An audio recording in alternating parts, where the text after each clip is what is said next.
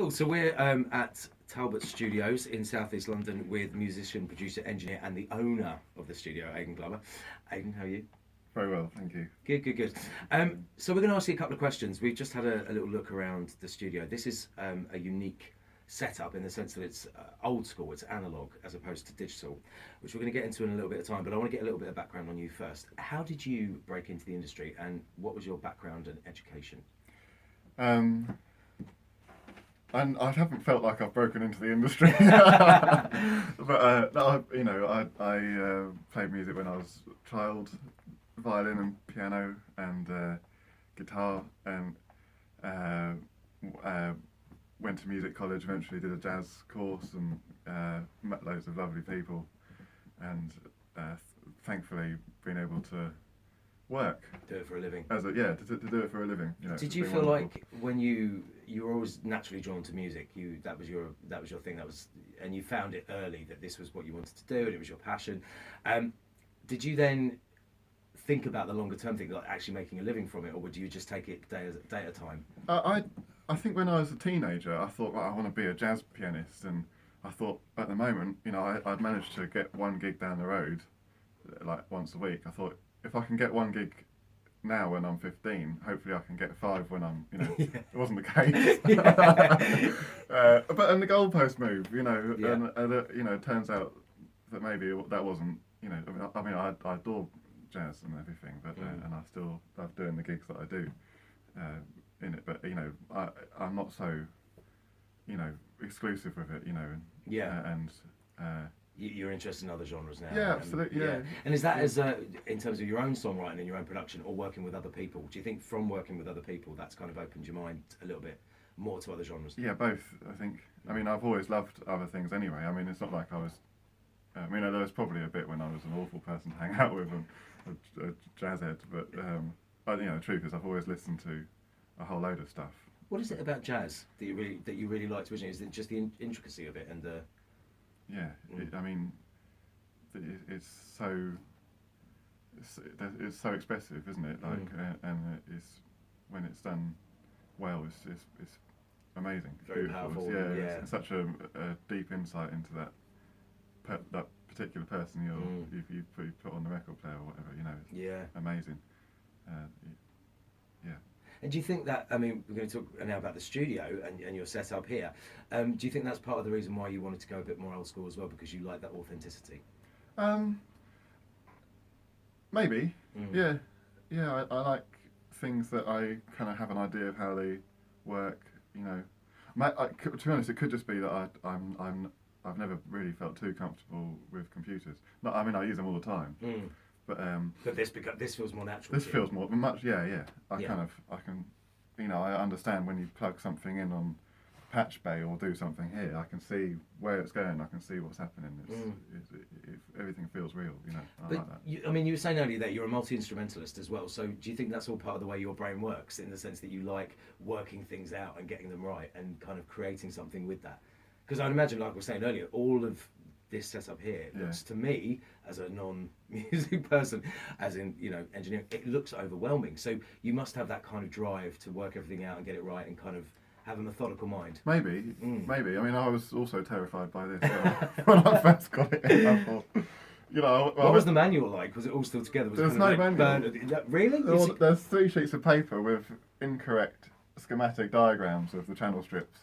So literally baptism of fire. You just worked it out how it all worked. Yeah, but you know what? It's not as complex as it looks when you first. You say that. Yeah, but this is the same as this one. As there's 26 of the same thing there. But it's amazing because we've just had a little sneak peek of the sound quality coming out of that desk, and from a recording that you had on tape, and it was just unbelievable. Like, the sound quality is absolutely brilliant. So I wanted to say, can you just give us a little reason why you decided to set up analog instead of digital? If you had to summarise why, what would you say? Probably a couple of things. One is that I was always interested in it, and I like.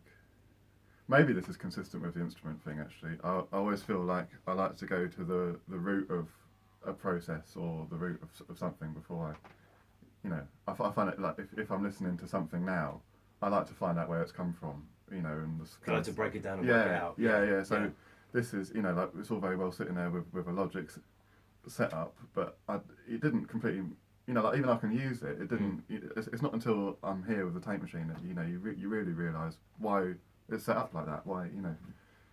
Which is probably the reason why. I mean, again, it says, I guess you have kind of a lot of control over the output here, but this is definitely more labour intensive.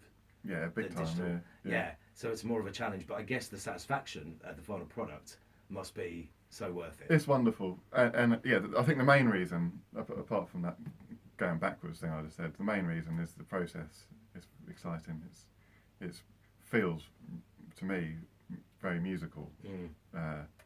Like we were saying before the interview, like you don't.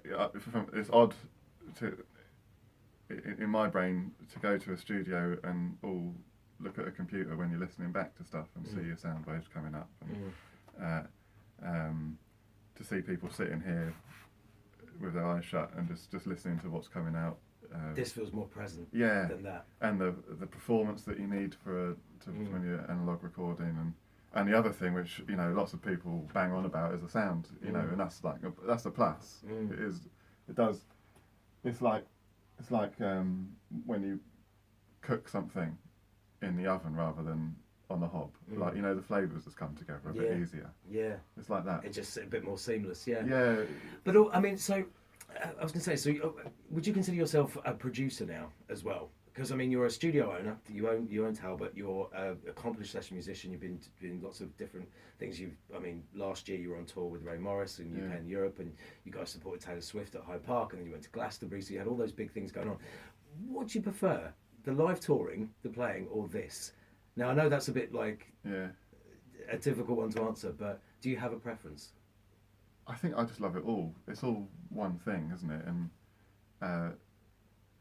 I love accompanying and being involved with people's music, and like being around someone like Ray for so long last year. She's so musical and so exciting to be around, and you learn so much from being next to people like that, and not just her, but like all my friends who play and everything, or some, you know, we were talking about that guitarist on your show the other day, you know, having someone fresh coming, you know, it's so exciting, and being around all these different people, and it's all merges into one. And there is a real camaraderie, isn't there, between session musicians and session players, because a lot of you who are at a certain level, who have done big tours and worked with big artists, you tend to all see each other at gigs and at events, so you all know each other, and you kind of like go off and do your own little jam sessions elsewhere, and you're all very supportive of each other. Is that because the industry is unpredictable? You know, you do have, you know, kind of ups and downs, and there are difficult times that you all kind of rally round and support each other. Do you find that? Do you feel that? Yeah, I think you need to.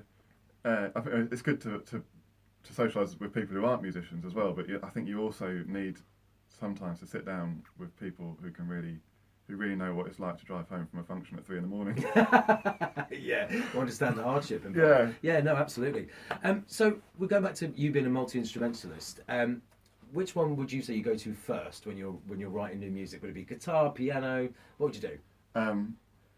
I don't go to them to write music, and I just play them for pleasure. And one day I might fancy playing the guitar. Most days I'll sit down there and play the same old stuff I've been doing for a long time, and then one day I might play something by accident, or, you know, go, oh, that's nice, you know, and maybe try and work something out of it, and then that's my process. And that's how it happens. Yeah, I mean, if I try and sit down and write something, I can maybe come up with something. But it's too forced. It doesn't feel natural. Yeah, you know, I like to, you know, I get a lot of pleasure out of actually playing, you know, what is it? I like real instruments, hands on strings, you know, mallets hitting stuff, whatever the hell's going on, and you know, like sound and just creating the whole process. Yeah. So when you have people come to you, you know, you've got some artists that you're working with now in Talbot, and what is it you look for in a collaboration? What excites you? I like it when someone's excited by something that I've done. Which is fair enough. That's a reciprocal thing, yeah. It's just that feeling of just being excited by what each other are doing, and go, all right, well, if you're doing that, then maybe I can do this, and let's see if that works. And is chemistry important?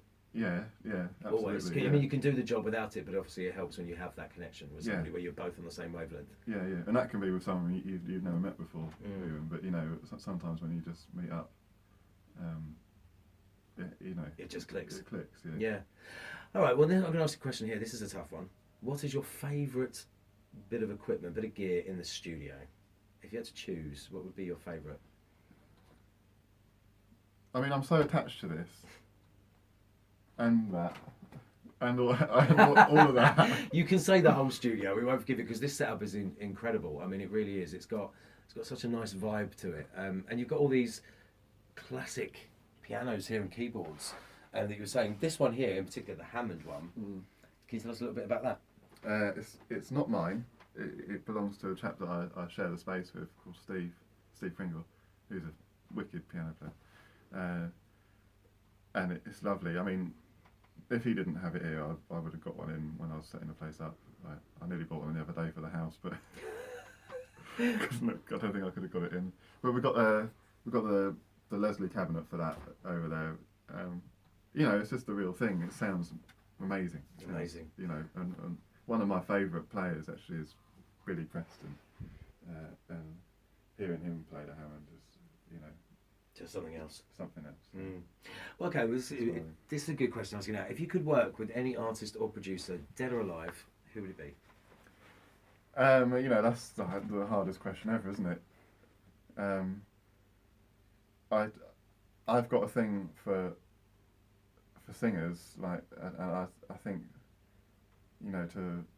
when I listen to some of that famous live Donny Hathaway album, I think being involved in something like that must have been, amazing.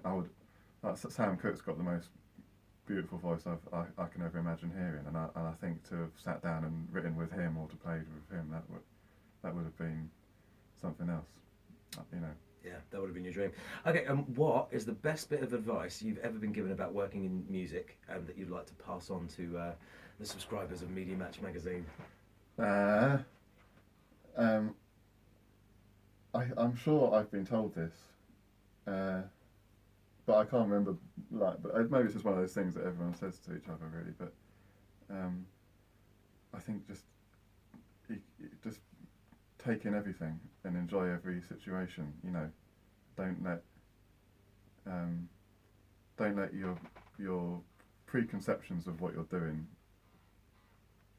Dictate what because you never know what you can get out of something. Just try everything and see what happens. Yeah, and then you might realise, like I said earlier, maybe your goalposts move and you learn something new, and that's, I think. Someone said that to me at some point, and it's just totally right. Yeah, brilliant. And finally, last question: what's next for you? Well, I've got a pianist coming in a few minutes. Something like literally, but coming up in what's going on in the next sort of 6 months? What do you hope to do? Do you want to, Well, I'm working with a couple of bands at the moment, which are dead exciting. Started playing with the Bays, as I said earlier, which is also exciting. We're doing New York. We're doing Brooklyn Film Festival, which brilliant, which came in last week or something. So if that all comes together, which will be amazing if it does.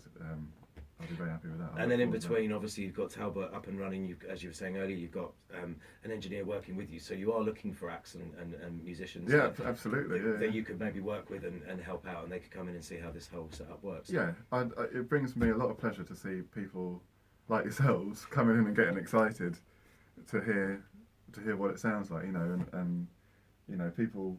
There's nothing more exciting than a tape machine going. I don't know if it's just because I wasn't brought up actually with that being the standard for the the norm. But even people who were, I think, get excited when you press record on a tape machine. Absolutely, it's beautiful. Well, the whole studio is. Well, listen, Aidan, we better wrap it up there. But thank you so much for talking to us today. A pleasure. Thank you for coming. And good luck with everything. Thank you. Cheers. Cheers, Matt.